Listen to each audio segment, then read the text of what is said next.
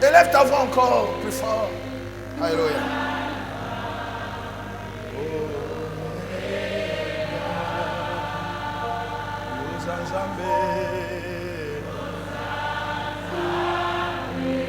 Ah.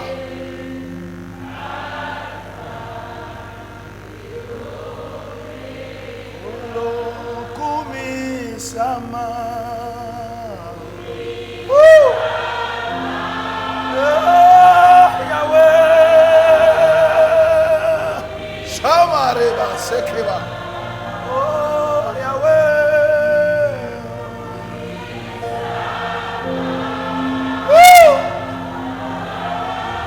C'est pour toi que nous chantons le roi des rois. Nous sommes là pour te célébrer et t'adorer.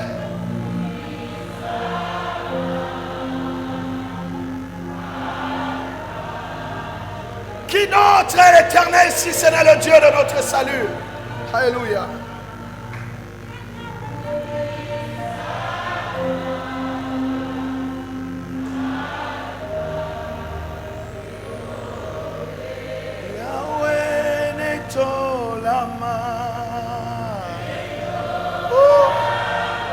Est-ce qu'on peut l'accompagner avec un signe de nos mains?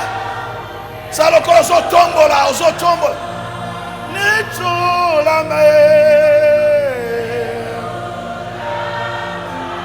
Alléluia. Oh.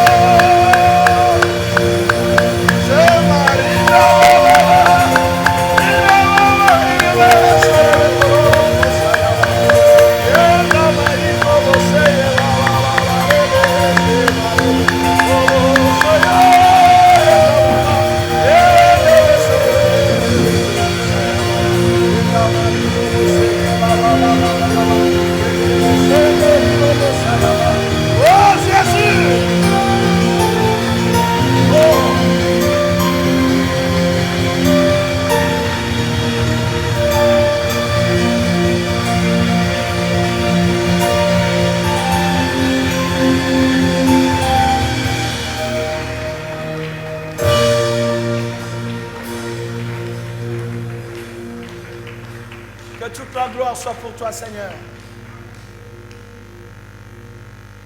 Nous saluons, nous aimons, nous respectons, nous vénérons ta présence. Et nous avons soif de t'écouter. Et de nous rassasier des mets de ta maison. Merci, Seigneur, pour cette parole que tu as ointe et qui va affermir, édifier, mais aussi bénir l'Église. Merci pour le Saint-Esprit qui est au contrôle de toutes choses maintenant Au nom de Jésus. Amen. Nous acclamons encore le roi des rois. Gloire à Dieu. Prenons nos Bibles rapidement, bien-aimés. Marc chapitre 10.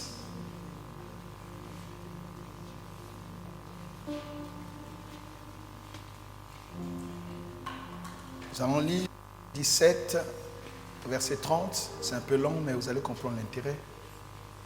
Marc chapitre 10, 17 à 30. Si vous avez trouvé, je vais lire la parole du Seigneur au nom de Jésus. Amen.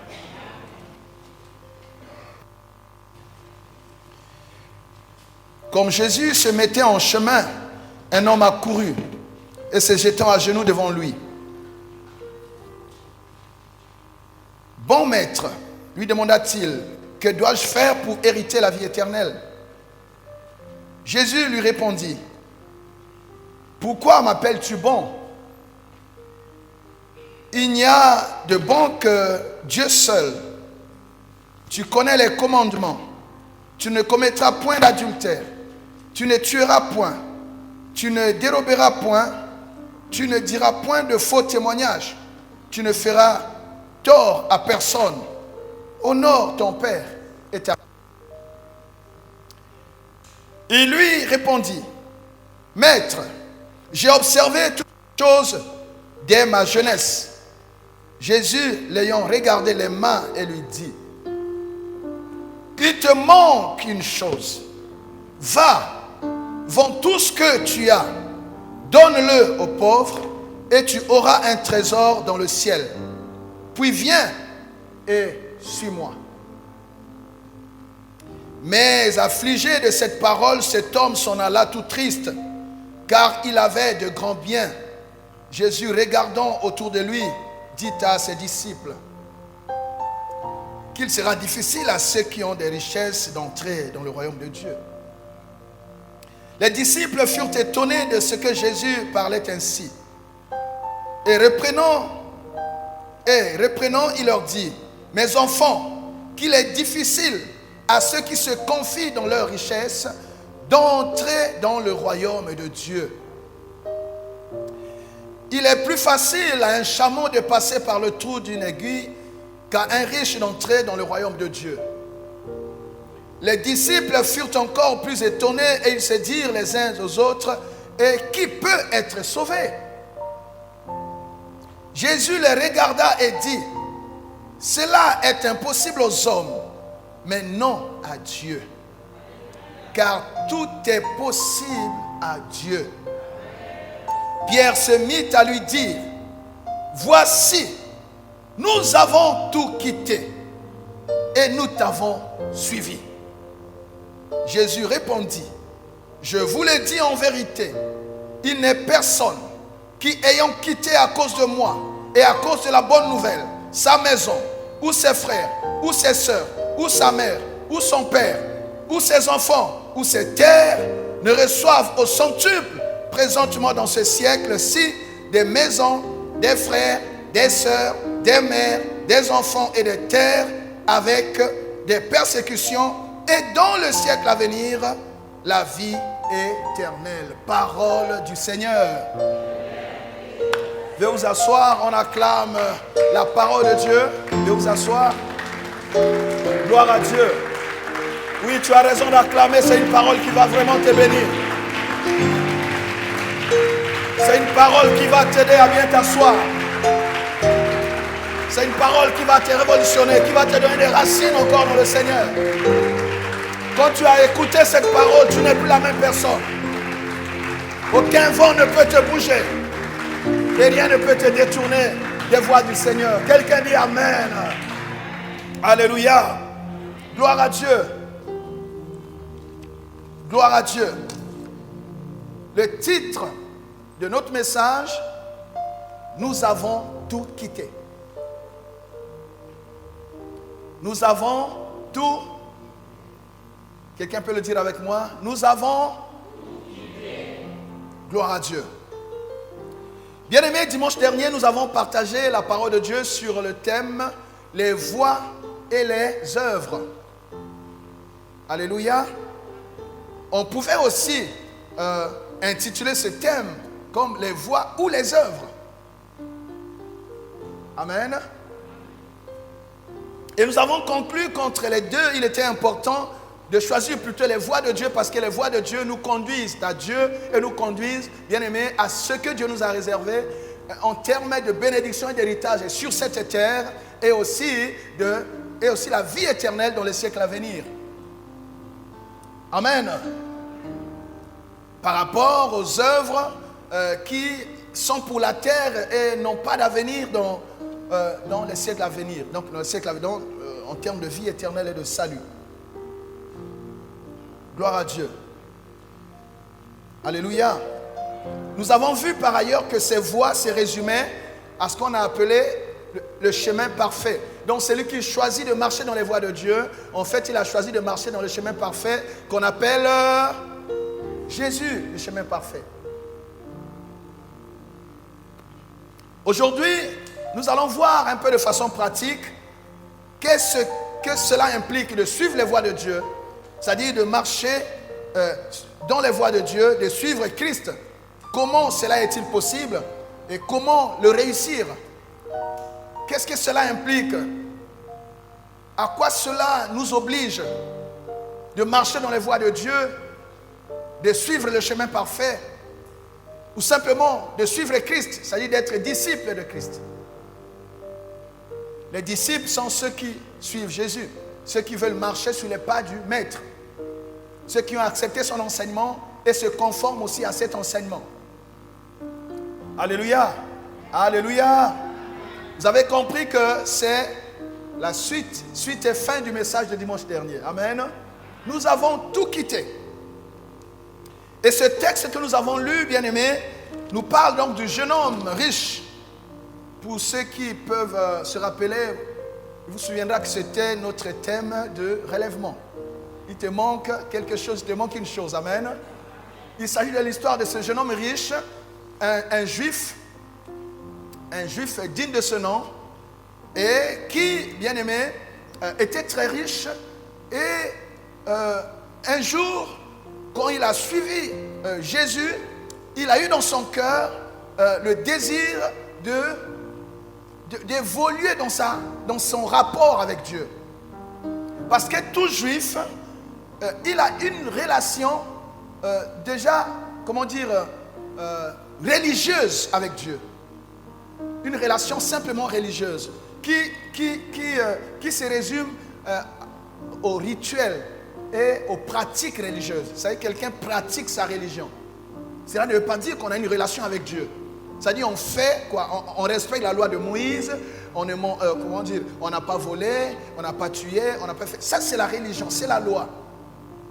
Amen. Mais quand il a écouté Jésus, il a dit non. Comment faire, moi qui suis déjà juif, pour hériter la vie éternelle? Mais Jésus l'a pris, parce que nous avons dit pendant cette semaine, je ne sais plus à quelle occasion, vous savez que quand Jésus est sur terre, c'est encore le régime de la loi de Moïse. Quand Jésus était sur terre, c'était encore le règne de la loi. Amen. C'est quand il est mort que les choses ont changé.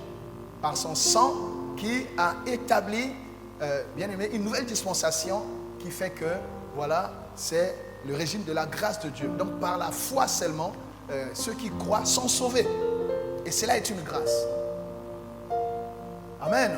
Nous sommes sauvés par la grâce au moyen de la foi. Donc la foi, c'est le moyen que Dieu utilise aujourd'hui pour sauver n'importe qui, quiconque. C'est ça la grâce. C'est ça la grâce. Et quand Jésus demande à cet homme, mais tu connais les commandements? Il dit, mais les commandements, je les applique depuis mon enfance. Ah, ça c'était un enseignement important. Donc il respectait la loi, il était dans la pratique religieuse, mais il n'avait pas la vie éternelle. Il y a beaucoup de gens qui essaient de bien marcher, de se conformer, mais moi, même si je ne vais pas à l'église, je ne vole pas, je ne fais pas ceci, cela ne veut pas dire que tu vas être sauvé. Le salut, c'est avec Christ. Quels que soient les efforts que tu peux faire de mener une vie appréciable aux yeux des hommes, si tu n'as pas Christ, tu n'as pas la vie. Quelqu'un dit Amen parce que c'est la vérité. Alléluia. Voilà. Donc ce jeune homme servait Dieu juste religieusement, par le respect et l'obéissance à la loi, mais il n'entendait pas aller plus loin, même s'il voulait hériter la vie éternelle. Jésus lui a dit, tu connais les commandements? Il dit non, je respecte la loi depuis longtemps. Je lui dis, ok, il te manque une chose. Laquelle? Prends tout ce que tu as, vends, distribue le revenu aux pauvres, aux nécessiteux, et suis-moi. Et fais quoi? Donc marche maintenant sur mes pas. Abandonne tout ce que tu as et sois mon disciple. Donc sois comme Pierre, sois comme Jean, sois comme Lévi et suis-moi. Regardez quoi? La vie éternelle, c'est à ce prix-là. Tout ce que j'ai ici, je vais laisser. Dans mon histoire, peut-être l'héritage, comme il était très jeune, peut-être qu'il avait hérité. Donc tout ça, je mets ça entre parenthèses. Et du jour au lendemain, je deviens comme quelqu'un qui n'a rien eu dans la vie. Et je commence à te suivre. Ah non. Le gars dit, je voulais vraiment la vie éternelle. Mais si c'est à ce prix-là, je suis désolé. La Bible dit, ce gars était très attristé et il s'est retiré. Cela veut dire quoi? Ce gars avait son cœur dans ses biens. Et il n'y avait pas même une petite place pour Dieu. Son cœur était dans ses biens. Son cœur était occupé par ses biens, sa position, tout ce qu'il était. Mais il n'y avait pas de place pour Dieu. Mais pourtant, cet homme était dans la pratique religieuse. Bien aimé, vous allez voir qu'il y a beaucoup de gens qui sont parfois très occupés, même à l'église. Très occupés en train de faire des choses. Ils sont là très zélés à faire ci, à faire ça. Mais ils n'ont pas de relation avec Dieu. Ils n'ont pas de relation. Ils n'ont pas Jésus. Ils servent. Ils servent, ils font des choses. Mais ils n'ont pas de relation avec Dieu. Souvenez-vous de ce qu'on a dit quand on a parlé de l'adoration. Quelqu'un s'en souvient encore? Voilà. Tu ne peux pas adorer Dieu si tu n'as pas de relation, si tu n'as pas d'intimité avec lui. Donc le rapport de ce jeune homme riche avec Dieu était un rapport matériel et religieux. Donc je fais ce que mes parents m'ont toujours appris de faire. Mais de là à te suivre, à avoir une relation directe avec toi, non. C'est-à-dire, c'est un petit échange qu'on fait. Je viens, je donne mes offrandes. On a besoin de telle chose, je fais. Mais la relation, l'intimité, non. Je ne te suis pas. Mais comment tu veux aboutir à quelque chose sans faire le nécessaire? Il y a des gens qui veulent d'une chose, mais ils ne sont pas prêts à en payer le prix. Et ici, le prix, c'est vrai, c'est un prix, c'est un sacrifice. Il fallait tout laisser. Là, j'attire notre attention. On peut être zélé, c'est vrai. On peut faire des choses. Mais vérifie, examine-toi. Est-ce que tu as une relation avec Dieu? Est-ce que tu es en train de suivre Jésus? Est-ce que tu es disciple? Est-ce que tu marches dans les voies de Dieu? Cela veut dire que cet homme était riche pour lui. Il n'était pas riche pour Dieu. Amen. Alléluia. Voilà. Donc je disais, beaucoup de gens fréquentent des lieux de culte, font beaucoup de choses très occupées au sein de leurs églises, de leurs départements, mais ils n'ont pas de véritable intimité avec le Seigneur. Et nous devons savoir que Dieu exige un peu plus. Dieu demande un peu plus qu'une pratique religieuse. Dieu demande un peu plus qu'un rapport formel par les rituels qu'on connaît. Non. Dieu demande un peu plus. Dieu veut plus de relations avec toi. Dieu veut un rapport plus étroit. Est-ce que Dieu parle à quelqu'un? Cet homme était donc très attaché à ses biens, qu'il lui était impossible de tout laisser derrière lui pour suivre Jésus, même si le salut était à ce prix. Il demanda donc la vie éternelle à cause de sa grande richesse. Il ne pouvait pas. Il manqua donc la vie éternelle. Il manqua la vie éternelle à cause de ses richesses. Il voulait la vie éternelle, mais en restant la même personne. C'est-à-dire, il veut la vie éternelle, mais il reste la même personne. Donne-moi la vie éternelle, mais moi je reste tel que je suis. Ça ne marche pas comme ça. Est-ce que Dieu parle à quelqu'un? Son cœur était dans ses biens. Il n'y avait pas une place pour Dieu. Il avait un rapport purement matériel avec Dieu, nous l'avons dit, mais il ne voulait pas lui donner son cœur. C'est ce qui fit dire à Jésus qu'il est difficile à un riche d'être sauvé. Il est difficile à un riche qui se confie dans ses biens, bien-aimé, d'hériter la vie éternelle, d'entrer dans le royaume. Alléluia. Alléluia. L'histoire de ce jeune homme riche nous démontre donc, bien-aimé, qu'il est difficile à une personne attachée au monde et à ce que le monde propose, il lui est difficile de suivre Christ et d'accéder au salut. Une personne qui est attachée au monde et à ce que le monde lui offre, lui présente, il lui sera difficile de suivre Christ. Parce que pour suivre Christ, il faut se détacher de ce qui nous préoccupe tous les jours, de ce qui nous lie, de ce qui nous tient. Et cet homme était tenu par ses biens. Amen. Voilà. Cela explique un peu la tendance qu'on a aujourd'hui de croire que la foi, la vie chrétienne, c'est une affaire de pauvres ou une affaire de gens qui ont raté la vie, qui ont trop de problèmes matériels, financiers, émotionnels, et alors ils viennent se réfugier auprès du Seigneur. C'est ça un peu ce que ceux qui ont ce raisonnement de ce jeune homme riche, c'est ce qu'ils pensent. Amen. Alléluia. C'est une grosse erreur, car c'est Dieu qui rend l'homme riche pour sa gloire, la gloire de Dieu.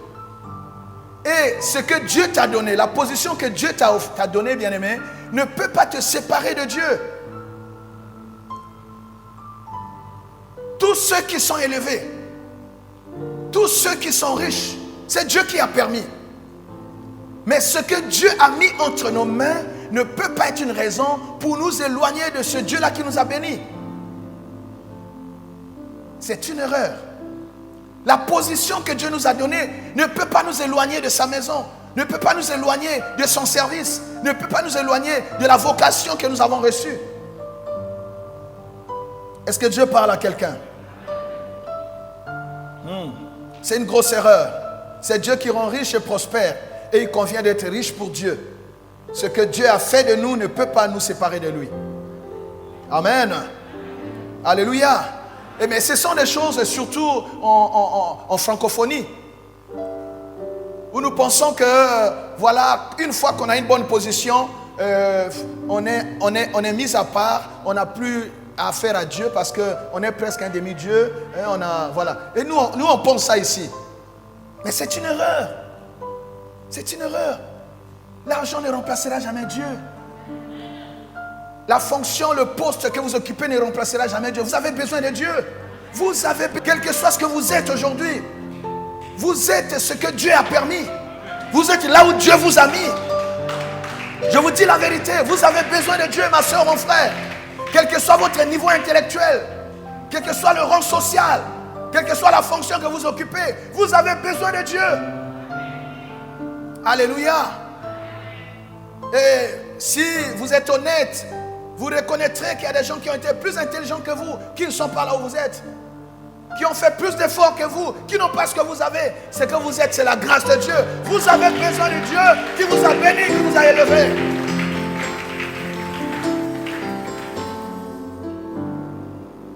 Et une personne qui suit plus ce que Dieu lui a donné au lieu de suivre Dieu est déjà en train de se perdre.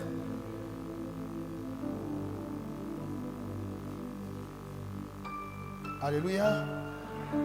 Mais quand vous lisez la Bible, vous verrez qu'il y a plusieurs rois qui ont servi Dieu, qui ont suivi les voies de Dieu. Le grand David a suivi les voies de Dieu. David dit, montre-moi ton sentier, montre-moi la voie que je dois suivre. Je suis roi, mais j'ai besoin tous les matins que tu me donnes, tu me montres la voie que je dois suivre. Je ne veux pas me perdre. Je ne veux pas que la couronne me gonfle la tête. Je ne veux pas être dirigé par mes biens. Je ne veux pas que les acclamations, les honneurs qu'on me donne m'éloignent de toi. Devant toi, je reste un enfant. Montre-moi la voie, parce qu'un enfant, on lui montre la voie qu'il doit suivre. Je reste un enfant devant toi, Seigneur. Montre-moi la voie à suivre. C'est ce que nous devons être. La Bible dit, la voie de l'homme n'est pas en son pouvoir. Parce que l'homme ne peut pas comprendre sa propre voie. Alléluia. La voie de l'homme n'est pas en son pouvoir. Tu ne peux pas te conduire toi-même. Ce n'est pas possible. Est-ce que Dieu parle à quelqu'un? Oh, donne-moi un bon amen, Dieu va te bénir encore. Il y a plein de rois. J'ai parlé de David, de Salomon. De qui encore? De Josaphat. On a lu ça il n'y a pas longtemps. De Chroniques combien? De Chroniques 17. C'est juste un rappel que je fais à partir du verset 3. La Bible dit, l'Éternel fut avec Josaphat parce qu'il marcha dans les premières voies de David son père et qu'il ne chercha point les Baals, car il eut recours à Dieu, au Dieu de son père, et il suivit ses commandements sans imiter ce que faisait Israël. L'Éternel affermit la royauté entre les mains de Josaphat, à qui tout Juda apportait, et ainsi de suite. Il marcha dans les voies de Dieu. Verset 6. Son cœur grandit dans les voies de l'Éternel, et il fit encore disparaître les autels et les idoles. Tu vois, un grand roi comme Josaphat, il marchait dans les voies de Dieu. Quelle richesse as-tu? Qui es-tu devenu pour ignorer ce Dieu qui te garde en vie, qui te protège, qui t'a fait échapper à beaucoup de pièges et tout, qui t'a sauvé dans beaucoup de cas? Tu ne peux pas ignorer Dieu. Est-ce que Dieu parle à quelqu'un? Alléluia. Ah, je suis béni. C'est comme s'il est dit dans, je crois, dans Apocalypse. Oh, je suis béni, je n'ai plus besoin de rien. Je suis riche et je n'ai besoin de rien. Je n'ai plus besoin de personne. Non, le Seigneur dit, tu n'es pas béni, tu es pauvre, misérable. Tu es nu, tu es aveugle, tu as besoin de collyre. Nous avons besoin de Dieu. Alléluia. Alors, nous voyons donc, à partir de l'exemple de ce jeune homme bien-aimé, combien beaucoup de personnes refusent de suivre les voies de Dieu à cause des préoccupations de la vie. Lui, c'était sa richesse, mais il y a bien d'autres choses encore qui nous empêchent de suivre les voies de Dieu, nous empêchent d'avoir une relation authentique avec le Seigneur. Amen. Je cite rapidement les choses qui peuvent faire qu'on ne s'attache pas véritablement à Dieu. Première raison, ce sont les temps difficiles, ce que la Bible appelle les temps difficiles. 2 Timothée 3, 1 à 5. La Bible dit, sache que dans les derniers jours, il y aura des temps difficiles, car les hommes seront égoïstes, amis de l'argent, fanfarons, amis de l'argent. Donc les gens vont aimer l'argent plus que Dieu. Amis de l'argent, fanfarons, hautains, blasphémateurs, rebelles à leurs parents, ingrats, irréligieux, insensibles, déloyaux, calomniateurs, intempérants, cruels, ennemis des gens de bien, traîtres, emportés, enflés d'orgueil, aimant le plaisir plus que Dieu. Aimant le plaisir plus que... Ayant l'apparence de la piété, mais régnant ce qui en fait la force. Éloigne-toi de ces hommes-là. Tu vois, les temps difficiles. Donc le monde et ses convoitises. Deuxième chose, qu'est-ce qui nous éloigne encore de Dieu? L'amour du monde et de ses plaisirs. L'amour du monde. Ceux qui aiment le monde, ils ne peuvent pas aimer Dieu. Et le Seigneur le dit d'ailleurs dans Jacques 4, verset 4. Adultères que vous êtes, ne savez-vous pas que l'amour du monde est inimitié contre Dieu? Celui donc qui veut être ami du monde sera ennemi de Dieu. Donc si tu aimes le monde, tu es attaché au monde, avec tout ce qu'il propose, tu ne pourras pas avoir en même temps une bonne relation avec Dieu. Et vous allez comprendre le combat spirituel que Jésus a eu avec le serpent. Juste après son baptême et le jeûne de 40 jours, 40 nuits qu'il a passé dans le désert, le serpent s'est préparé pour lui présenter le monde. Pour lui dire, voilà, je te donne ce monde. Il est à moi, je vais te le donner. Je vais t'élever, je vais faire ceci. Le Seigneur dit non. Tu ne peux pas me détourner de la voie du Seigneur. Le Seigneur l'a chassé. Si tu t'attaches au monde, tu t'attaches à l'argent, tu ne peux pas servir Dieu. L'argent, c'est pour que tu serves Dieu avec l'argent. Ta position, c'est pour que Dieu soit glorifié. Que l'on voit comment est-ce que ceux qui reconnaissent Dieu se comportent dans la bénédiction. Ceux que Dieu a bénis, ceux que Dieu a élevés, quel est leur comportement contrairement à ceux du monde? Même ceux du monde, c'est un mensonge. Et ils pensent qu'ils doivent leur élévation, je ne sais pas, à telle histoire, telle loge. C'est un mensonge, c'est Dieu. L'élévation ne vient que de Dieu. Mais le diable va entrer là pour te faire croire que ce que tu es, c'est parce que tu as été voir un marabout et tout. C'est un mensonge. Vous ne devez rien au diable. Vous ne devez rien à votre marabout. Vous ne devez rien à votre maître magicien. Vous ne lui devez rien. Tournez-lui le dos. Si vous avez peur, venez, je prierai pour vous, vous serez en sécurité. Mais c'est la vérité. Sortez de là-bas. Ici, c'est gratuit. Mais là-bas, tu as l'impression que c'est lui qui t'a donné. Or, c'est lui qui veut te prendre ce que Dieu t'a donné.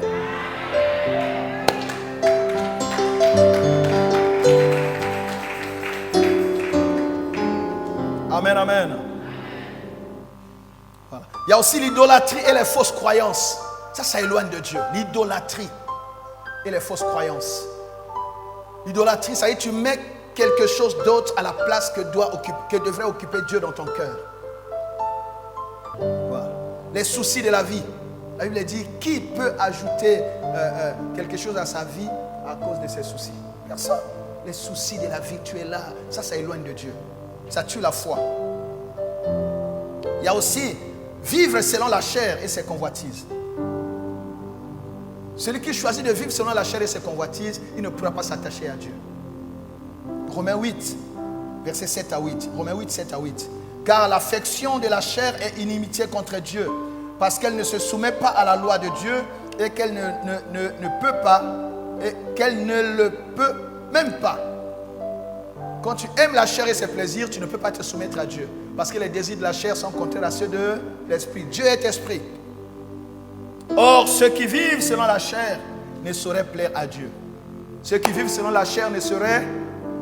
Si tu es esclave de ta chair, tu obéis à toutes les sollicitations, les commandes. Ça, si c'est la chair qui est en train de te télécommander, bien-aimé, tu ne peux pas plaire à Dieu.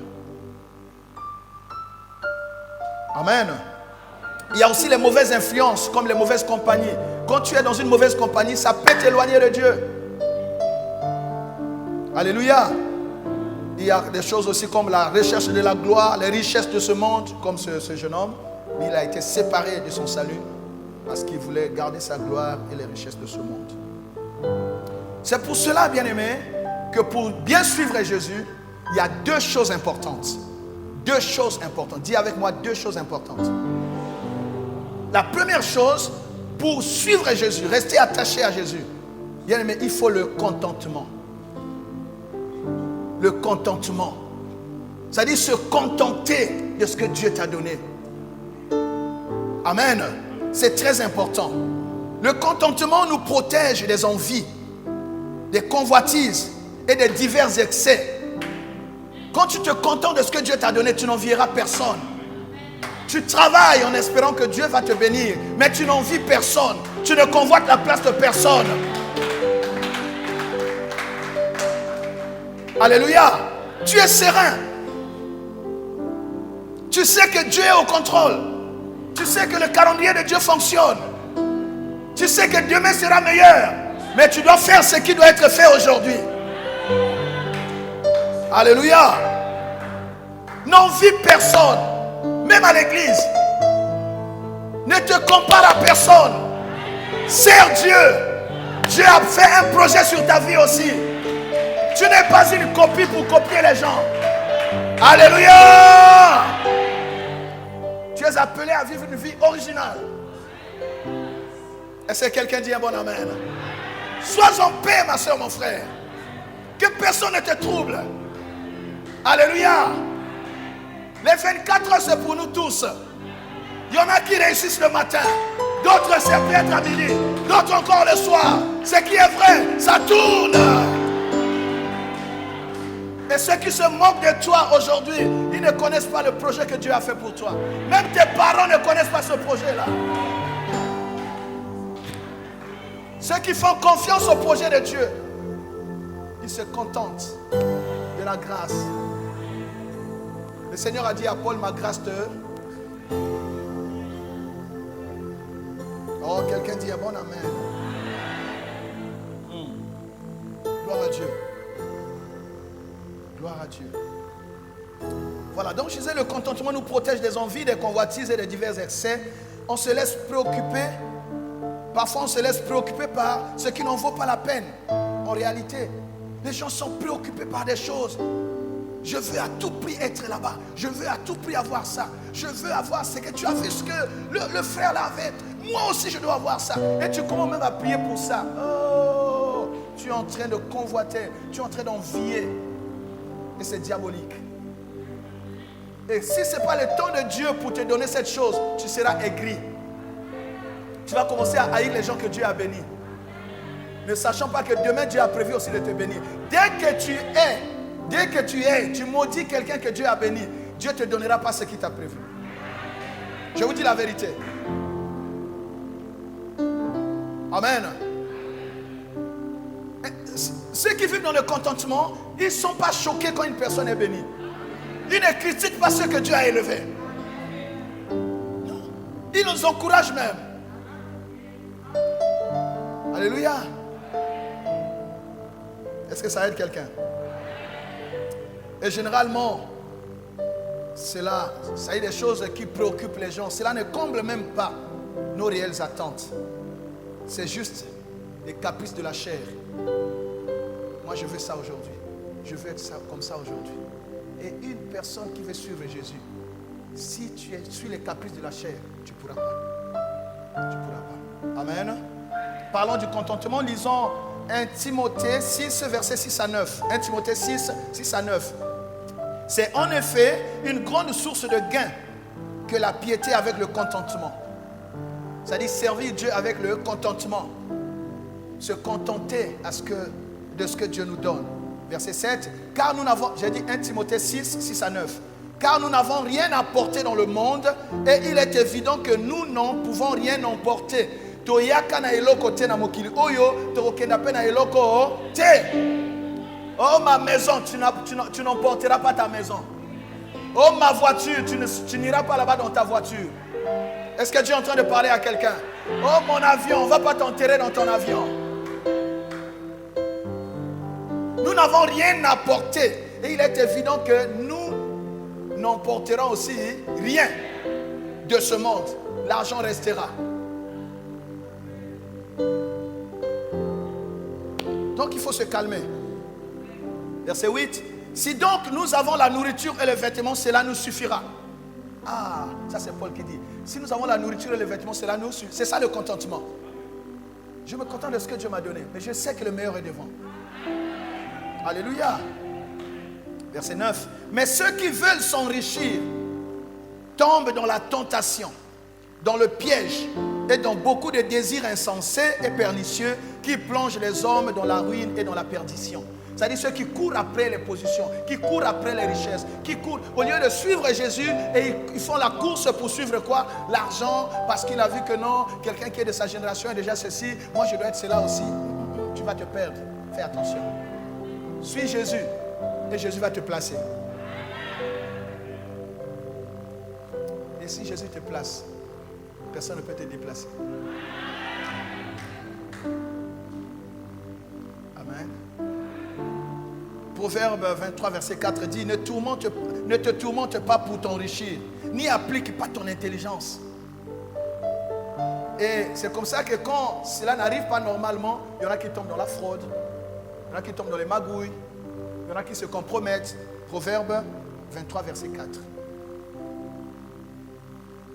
Alléluia. Ça, c'est le contentement. Donc, se contenter de ce que Dieu nous a donné, ça nous protège. Si tu veux vraiment suivre Jésus, il faut être calme. Contente-toi de ce que Dieu t'a donné. Et n'aie pas de complexe. Une personne qui suit Jésus, je peux t'assurer que demain ne ressemblera pas à aujourd'hui. Parce que tu ne restes pas la même personne à chaque fois que tu te rapproches de Dieu. Est-ce que Dieu parle à quelqu'un? À chaque fois que tu te rapproches de Dieu, mon frère, tu n'es plus la même personne. Il y a des choses qui quittent. Tu es en train de revêtir la nature de Christ, l'éclat, la gloire de Dieu. Tu n'es pas la même personne à chaque fois que tu te rapproches de Dieu, tu marches dans les voies de Dieu. Ne suis pas le monde, suis Jésus. Est-ce que Dieu parle à quelqu'un? Deuxième chose, bien aimé, première chose qu'on a vu, c'est le contentement. Deuxième chose, c'est le renoncement. Le renoncement. Amen. Dis avec moi, renoncement.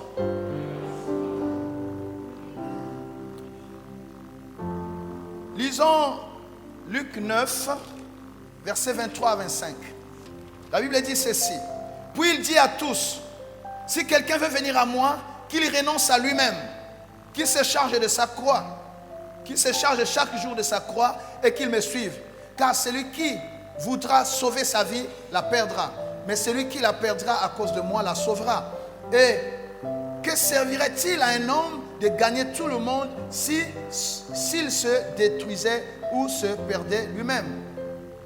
Tu vois? Celui qui veut suivre Jésus, il doit faire quoi? Il doit renoncer à lui-même. Renoncer à certains privilèges. Renoncer à certains acquis. Renoncer à certains plaisirs. Alléluia. Le renoncement est en cela l'expression de notre progrès dans la foi. Quand on progresse dans la foi, bien-aimé, au fur et à mesure qu'on progresse, on renonce à des choses. On renonce. On laisse tomber certaines choses. Je vous dis la vérité. La position que nous avons en Christ va nous imposer, bien-aimé, une attitude, un comportement, une nouvelle vie, une nouvelle façon de vivre.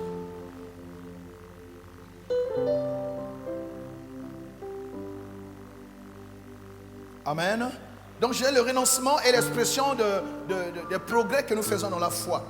Il est difficile de manifester la vie de Christ sans renoncer à soi. C'est la capacité de résister, de se soumettre aux désirs et aux caprices de la chair. On renonce à vivre selon la nature charnelle. On renonce à vivre selon la nature charnelle. On renonce. Ça se présente, mais on renonce. Ce n'est pas les occasions qui manquent, mais on renonce. Amen. Il y a des privilèges, mais comme ça risque de nous éloigner de Dieu, on fait quoi? On renonce à ça. Est-ce que Dieu parle à quelqu'un?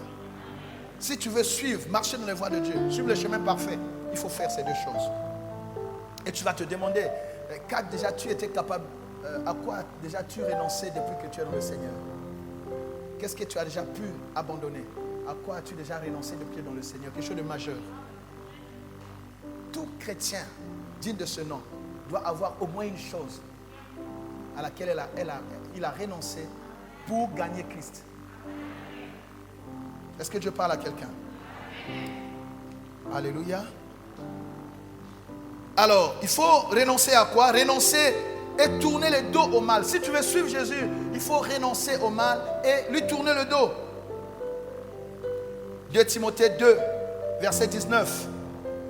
La Bible dit, 2 Timothée 2, 19, le Seigneur connaît ceux qui lui appartiennent. Et quiconque prononce le nom du Seigneur, qu'il s'éloigne de l'iniquité. Philippiens 3, 7 à 8. La Bible dit, mais ces choses qui étaient pour moi des gains, je les ai regardées comme une perte à cause de Christ. À cause de Christ, ce qui était pour moi comme un gain, je fais quoi? Je regarde comme une perte. Qu'est-ce que tu acceptes de perdre à cause de Christ? Que chacun s'examine lui-même. Verset 8 de Philippiens 3. Et même je regarde toutes choses comme une perte à cause de l'excellence de la connaissance de Jésus-Christ, mon Seigneur, pour lesquels j'ai renoncé à tout. Et je les regarde comme de la boue afin de gagner Christ. Oh, c'est-à-dire, je renonce à tout. Ce qui était pour moi comme un gain. Je renonce à cela. Pourquoi? Pour gagner Christ. C'est-à-dire pour aller vers Christ. Pour marcher vers Christ. Je renonce à certaines choses. Parce que le monde est plein de séduction et de distraction. Une personne qui est distraite ne peut pas suivre le chemin parfait. Et le diable essaie de nous présenter des choses qui nous distraient. Voilà, bien-aimés. Alléluia. Et la Bible dit, je crois dans Luc 9, verset 62, « Celui qui met la main à la charrue et regarde en arrière n'est pas digne du royaume. »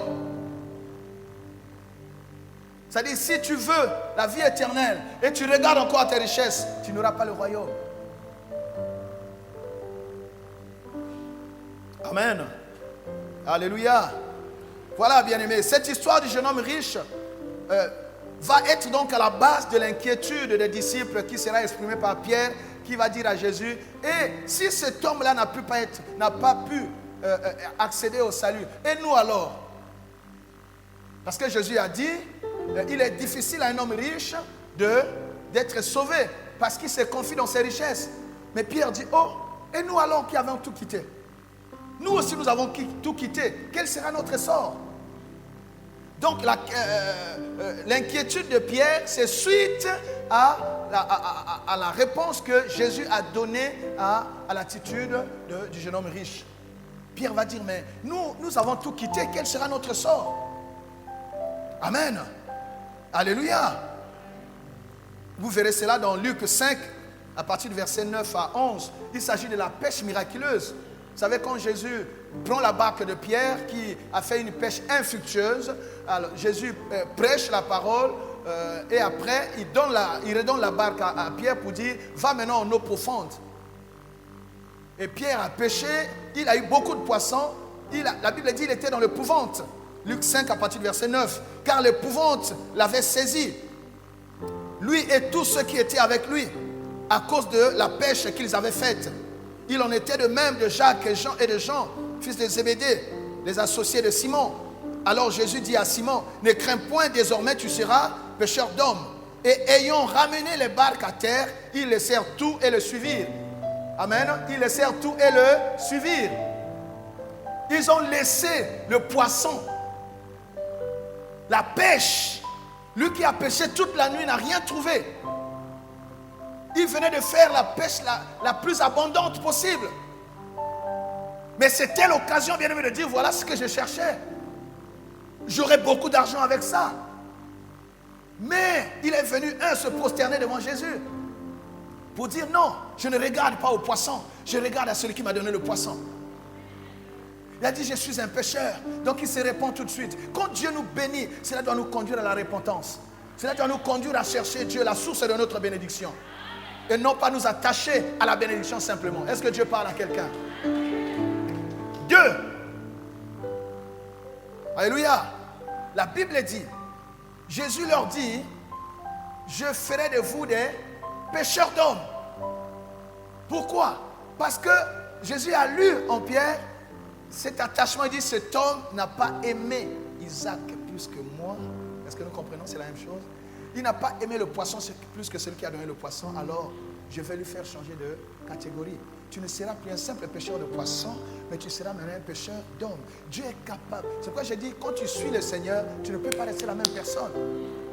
Si tu as tout quitté, je déclare que Dieu va te changer de catégorie au nom de Jésus.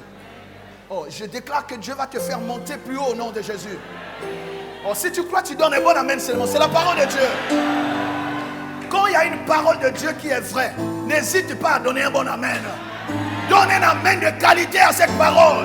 Je déclare au nom de Jésus, toi qui as décidé de suivre Jésus, que Dieu te change de niveau, que Dieu te change de catégorie, que Dieu te fasse monter plus haut. Et c'est quelqu'un qui dit amen et Dieu le bénit.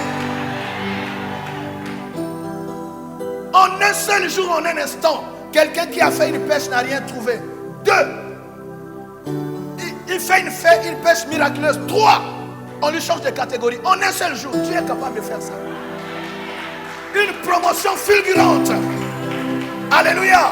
Tu peux rattraper le retard et dépasser même ceux qui t'ont devancé. Et s'il y a quelqu'un qui dit Amen, dis-moi Amen et Dieu va te bénir. Écoute-moi ma soeur, mon frère. Quelqu'un qui suit Jésus n'est jamais en retard. Tu n'as pas compris. Une personne qui marche avec Jésus n'est pas en retard. Je dis que tu n'es pas en retard. Je dis que tu n'es pas en retard.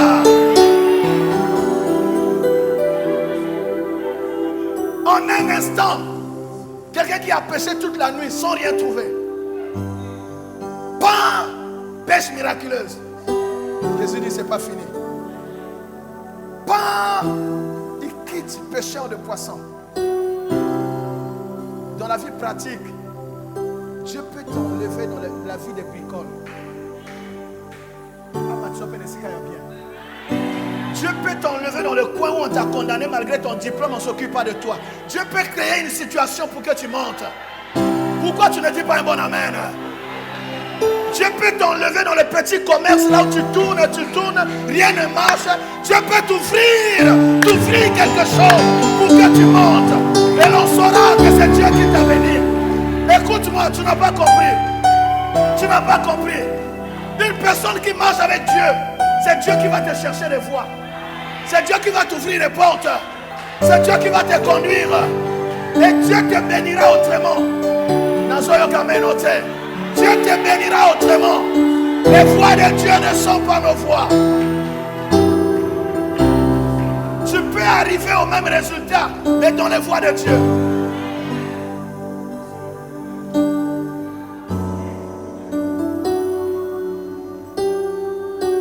Changement de catégorie.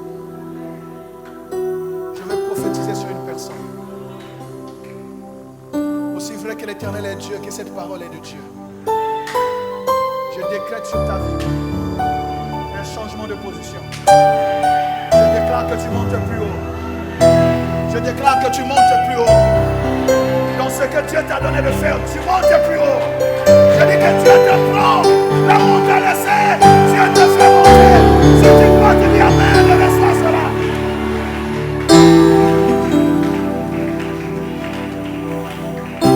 Celui qui marche dans les voies de Dieu, la grâce récupère ses efforts. La grâce récupère ses faiblesses. La grâce récupère ses incapacités. Je déclare que la grâce va fonctionner dans ta vie. La grâce va fonctionner dans ta vie. Et s'il y a quelqu'un qui dit mon amen.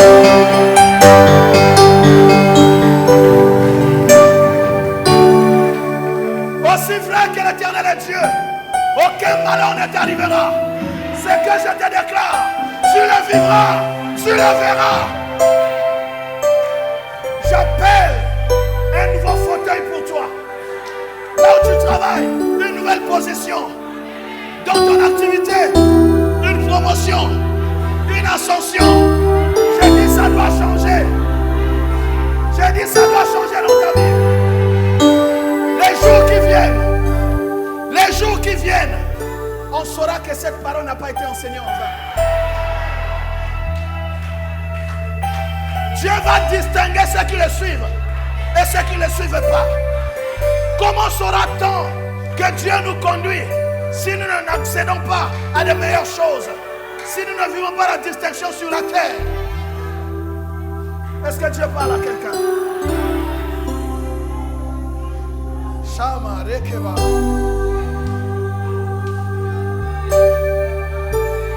Quand tu suis Dieu, tu es pris en charge par le ciel.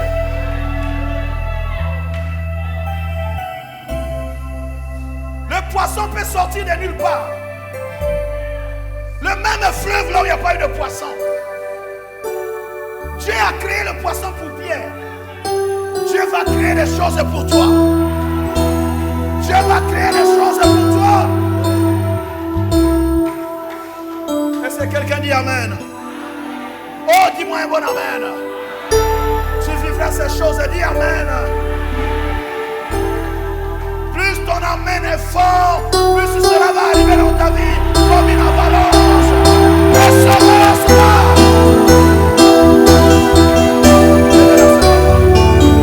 Oh,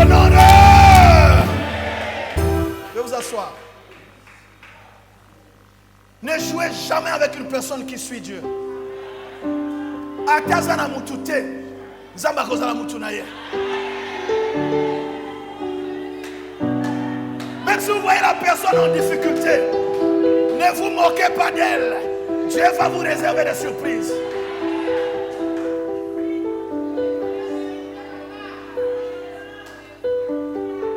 Amen. Donc Pierre a tout laissé. Ils ont tout laissé pour suivre Jésus. Maintenant, quand Jésus parle de cette histoire du jeune homme riche, Pierre va lui dire, mais nous qui avons tout laissé, moi j'ai été capable de laisser le poisson, laisser mon activité pour te suivre. Alors, une parenthèse très importante. Tout laisser ici ne veut pas dire que tu dois abandonner ton activité. Ici, c'est le cas d'un groupe de hommes que Dieu a appelé à un service à temps plein. Est-ce que nous comprenons cela? Voilà. Tout laisser, ça veut simplement dire que tu dois être tout entier à Dieu. Ce que tu as ne doit pas t'empêcher d'avoir une relation avec Dieu. Tout ce que tu as vient en seconde place. C'est d'abord Dieu qui a la première place dans ton cœur. Est-ce que nous comprenons cela? Voilà, j'aimerais pas qu'on dise, voilà, j'ai démissionné de mon travail parce que le pasteur avait enseigné qu'il faut tout laisser. Est-ce que nous comprenons cela? Dis Amen si tu as compris. Nous ne sommes pas tous appelés à un temps plein, non. Sinon l'église sera remplie de pauvres et ça sera compliqué. Il faut qu'il y en ait qui travaillent, qui peuvent apporter la dîme et tout. Amen. C'est pour ça que moi je vous encourage à trouver du travail. J'encourage les enfants à étudier. La force de l'église, c'est quand il y a la finance. Amen. Oui. C'est ça. Et dès que tu viens, on va prier. Je suis capable de vous ta jeune quand vous êtes pas bon. Moto azo tango na nzambe na ko kota jeune pona yo. Parce que si tu es béni, ça nous donne des arguments face à ceux qui vont dans le monde des ténèbres pour chercher la bénédiction. Nous aurons aussi des hommes et des femmes à présenter. Voilà ceux qui ont réussi avec Dieu. Voilà ceux qui ont été élevés avec Dieu. Est-ce que Dieu parle à quelqu'un? En cela, vous serez notre fierté. La gloire de Dieu et la fierté de l'homme de Dieu. Amen. C'est ça. Tout le monde ne peut pas être à temps plein. Quand Jésus est mort, si avec Pierre, Jacques et Jean, le cadavre devait traîner. Heureusement qu'il y avait Joseph d'Arimathée. La Bible dit que c'était un autre disciple, il était très riche. Il ne s'affichait pas, il n'était pas dans le ministère actif. Il était disciple de Christ. Et ce qui a fait qu'on enterre très bien Jésus, c'est parce que lui, il avait un bon cimetière. Il avait l'argent. Il faut qu'il connaisse des enfants ici, des filles fortes. Dans ce monde là, les femmes d'affaires doivent être ici. Hein, on crée des choses. Un groupe tel. Hein? Au combo na yo pe baso tanga na ni olingo soma ni kene nani groupe so nani au témoin initial à combo na yo. Dieu a dit quoi? Je rendrai ton nom. C'est ça. C'est ça. Il faut ça. Il faut qu'il y ait des riches, des forts, des hommes d'affaires, entreprises. Là, tu viens voir, pasteur, là, je cherche les gens qui sont intègres. J'envoie là-bas. Parce que vous priez, vous travaillez. Vous priez et vous montez. Vous damez le pion sur les païens qui travaillent avec les forces des ténèbres. Est-ce que Dieu parle à quelqu'un? Ce temps-là est arrivé. C'est fini le temps où les occultistes, ils dament le pion sur nous. Motakeko, aller à cimetière, aller kamone en Zambé. Non, c'est fini ça. Je dis c'est fini. L'ordre doit être rétabli. Quelqu'un dit Amen.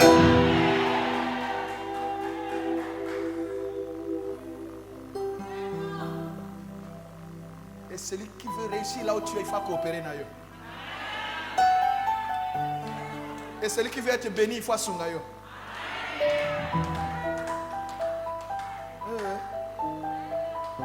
Celui qui te combat, Dieu le combat.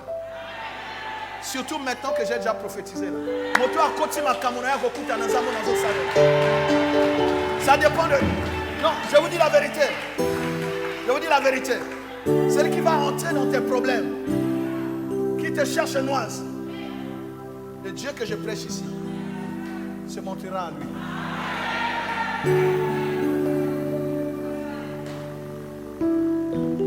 Je ne prie pas contre les gens, mais trop c'est.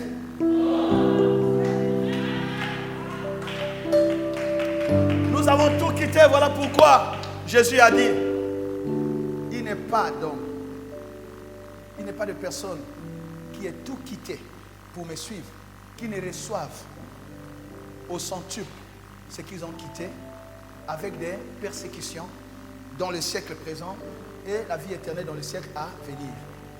Cela veut dire quoi?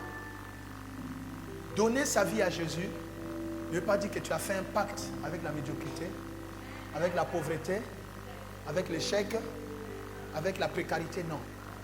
Jésus a promis les deux choses. Celui qui donne sa vie à Jésus, celui qui suit le chemin parfait, il y a des bénédictions que nous sommes en droit de recevoir sur cette terre des vivants. Alléluia. Avant la grande bénédiction qui est la vie éternelle. Même si on parle de persécution, la persécution c'est quoi en fait? La persécution, vous savez, je crois que c'est Jésus qui le dit dans Luc, Matthieu, je pense, Matthieu 5, verset 11. Que je dise pas. Matthieu 5, verset 11. Jésus dit ceci. Que heureux, ça non? Heureux serez-vous lorsqu'on vous outragera, on vous persécutera et on dira faussement de vous toutes sortes de mal à cause de moi. Ça, c'est ce que Jésus a dit. Donc la persécution, bibliquement parlant, c'est une bénédiction. Ça n'est pas une malédiction. Les apôtres se réjouissaient même du fait d'être persécutés à cause de Christ. Pour eux, être digne de souffrir à cause de Christ, c'était un motif de joie. Ils se réjouissaient. C'est pour ça qu'ils n'avaient peur de rien. Ils cherchaient même des occasions. Et Paul dit, c'est une grande chose pour moi de prendre part aux souffrances de Christ. Donc Dieu nous bénit avec des persécutions. Amen. Les persécutions, Jésus dit, ceux qui sont persécutés à cause de lui sont heureux. Donc ce n'est pas une malédiction. Si tu souffres à cause de ta relation avec Christ, si on te combat là où tu travailles à cause de ta relation avec Christ, si tu as perdu une position à cause de ta relation avec Christ, tu dois être heureux. C'est une bénédiction. C'est-à-dire Dieu t'a jugé digne de souffrir à cause de Christ. Amen. Voilà. Donc des bénédictions sur la terre, sur cette terre, dans ce siècle-ci, mais avec des persécutions. Et ce sont souvent les persécutions parfois qui nous font dire non, Dieu n'est plus avec moi. Dieu est toujours avec toi. Les persécutions font partie du lot de bénédictions. Et même quand nous sommes persécutés, nous n'abandonnons pas. Amen. Et dans les siècles à venir, la vie est éternelle. Voilà. Si tu as tout quitté pour Christ, ne dis pas que tu as tout perdu. Dieu te le rendra d'une manière ou d'une autre. Dans ce siècle-ci, je sais que l'ennemi travaille pour que ta foi ne produise rien. Mais Dieu va honorer ta foi. Dieu va répondre à ta foi. Quelqu'un dit Amen. Ta foi va produire des choses qu'on va voir. La vie éternelle, vous savez, c'est actuel, mais c'est aussi lointain. Tant que Jésus n'est pas là, les gens ne comprendront pas tout l'intérêt de ce que nous sommes en train de faire. Mais ta foi doit donner aussi des signes sur cette terre. Dieu ne peut pas mépriser ta foi. Voilà bien aimé l'intérêt de suivre Christ. Ceux qui ont tout quitté pour Jésus, ceux qui ont tout quitté pour suivre le chemin parfait, ils ont fait le meilleur choix qui puisse être pour leur vie. Ils ont un héritage de bénédictions sur cette terre des vivants, avec des persécutions, mais aussi la vie éternelle. Alors que rien, ma soeur, mon frère, ne te détourne du chemin parfait. Laisse-toi conduire, laisse-toi diriger. Et chaque jour, rapproche-toi du Dieu de ton salut. Mais ma prière aujourd'hui est que toutes les bénédictions liées à ceux qui s'attachent à Christ viennent sur ta vie. Je dis que cela vienne sur ta vie. Je dis que cela vienne sur ta vie.